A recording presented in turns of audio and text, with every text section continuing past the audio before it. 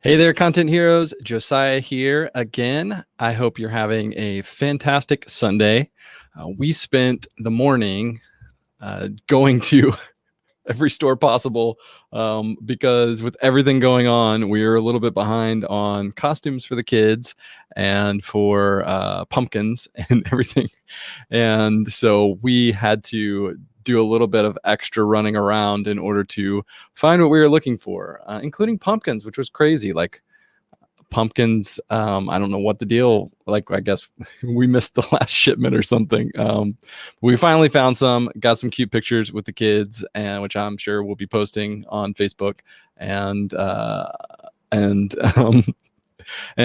we got the pumpkins and got back home, everyone and with our sanity still intact mostly. So anyway, hope you're having a great weekend. It's time to jump into chapter 3, which is committing to consistency. And I know we've talked about this a lot in the last few weeks, but we're gonna go through this again within the context of the book, because we can't emphasize this enough. This is where most people give up, right? This is the hard part, because it's the part that where you have to roll up your sleeves and really start getting stuff done. And so we're going to walk through this real quick. And I want to highlight a few things from the book that we haven't really gone as deep into in the last few weeks. So we talked about this danger zone that Miles Beckler talks about, which is in that month 3 through 6 usually, where you've been doing stuff consistently for long enough that the excitement of something new has worn out, but not long enough to really start seeing, for most people, really start seeing the results that and the impact that you want to have, and that's when people start to really give up. And so I want to talk to a couple of things about consistency here, that where I have definitely experienced this in with the podcast, right? So we've talked about from the beginning, what Troy says here, and what Troy Dean from episode 13, he talks about the key to consistency for him is to have frameworks and processes in place. And that's one of the, what I call my consistency activators, one of the consistency activators that I shared with you guys a couple of weeks ago. And, we talk about committing to consistency, right? Closing that gap between 99% and 100% committed, and that 100% committed is easy and 99% committed is hard. And so there's that mental shift there. But once you make that mental shift, the other really important thing to me is getting processes in place, right? So from the beginning, I did that with the podcast, and so it's processes and frameworks and your team, right? That's another big part of it. I know Troy has an amazing team that supports him.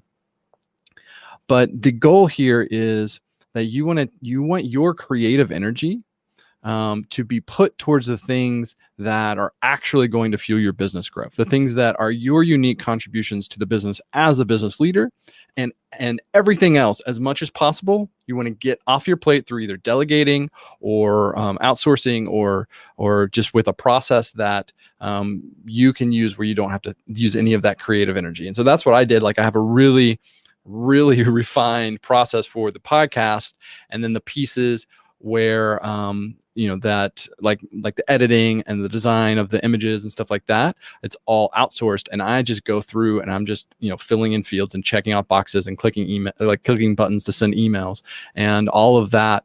I don't have to think about it, right? And the pieces that I think about are the strategic, how we're like which guests we're bringing on, how we're connecting with their message with our audience to take them on a journey, right? And how we're journeying people towards eventually an offer that we put in front of them. So all of that piece that's so vital to building the business, I get to focus on that, and the rest of the stuff in the podcast is taken care of.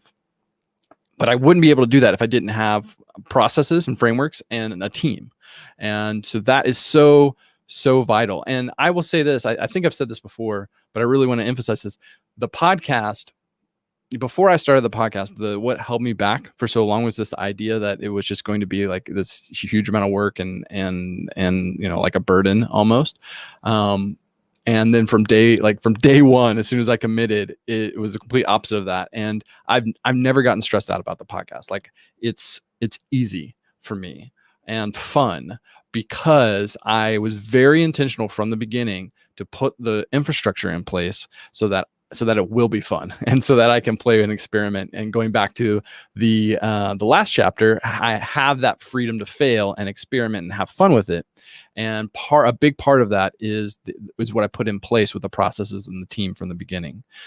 And so, one of the things too that we talked about with Miles Beckler in episode 19, which if you haven't listened to that, I highly recommend this episode. He was, he went from broke college kid to starting and growing multiple multi-million-dollar online businesses. And it's all just been through the power of consistency and progress and focusing on, like laser focusing on the path that he chose, right? So a big part of that he talked about is, the real shortcut to success is build one brand and serve one audience consistently for 3 years straight. Like you have to go into this with this intention that, that this is really what it takes. It's a 3-year plan, and it's being laser focused and, identify one niche, build one brand, and just focus on.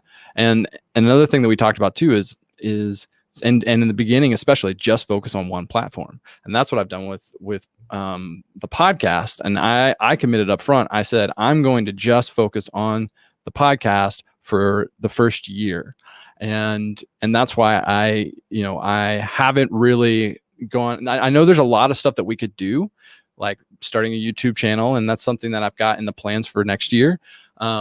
But I was very intentional because I wanted to make sure that my process was down, and I wanted to make sure that I had the systems in place and really built up that momentum with the podcast before I started to divert my attention to something like a YouTube channel. And that's what's helped me be successful in running this podcast and growing this audience and building this business, because I focused. So what that has allowed me to do is that it's allowed me to maximize my energy on one thing, and I'm not context shifting. So one question that I want to ask you now is, what does it cost you in your business to be in a constant state of context shifting, right? So, and how much further ahead would you be if you chose to focus on one niche, one brand, and serving only one audience, right? So if, and is that you, feel free to drop a note in the comments. Like, how are you doing with this? Are you good at being focused? Is it easy for you, or is it hard for you to focus? Are you chasing shiny objects, right? And what is that costing you? Like, how much energy are you wasting by constantly shifting context and jumping from one platform to the next, or one niche to the next, or whatever? And what would be possible for you if you just stayed focused? So the next piece here is Erica Kohlberg, who was a corporate lawyer and quit her 6-figure job to start her online business. And so she and I had a great conversation because we had a lot in common in that regard. And she did a very similar thing to what I did, and I've heard so many people who have been successful in this, is, make in the beginning, don't focus on the numbers, don't focus on the views and all that, because that's a great way to discourage yourself if you don't have the right mindset. So just ignore all of that and make your goals production based. So focus on that rhythm, that momentum, and get that under your belt before you start, really focusing on things like how many views or how many listens or how many subscribers or whatever. And so for Erica, showing up consistently meant being committed to the production and not getting emotionally wrapped up in the metrics. And that's another thing that I highly recommend especially when you're starting out, is just focus on building that muscle of consistency in your production. So, last question here. What's possible for you if you choose to show up consistently and put yourself in your content, which we'll talk more about tomorrow in the next chapter, but put yourself in your content without the emotional attachment to your views and subscribers? Drop a comment in. I'd love to start a conversation here. Let me know, how are you guys doing with this? We've been talking about it for a couple of weeks. How have things shifted for you? What have been your big takeaways? What are the things you're still struggling with? Let me know in the comments, and let's have a great conversation, and let's see if we can help you move past those things that are still holding you back and move forward. So thanks so much for your time. If you haven't already, go get a copy of this book. Go get your free copy. It's at businessherobook.com. And until next time, go be a hero, everyone.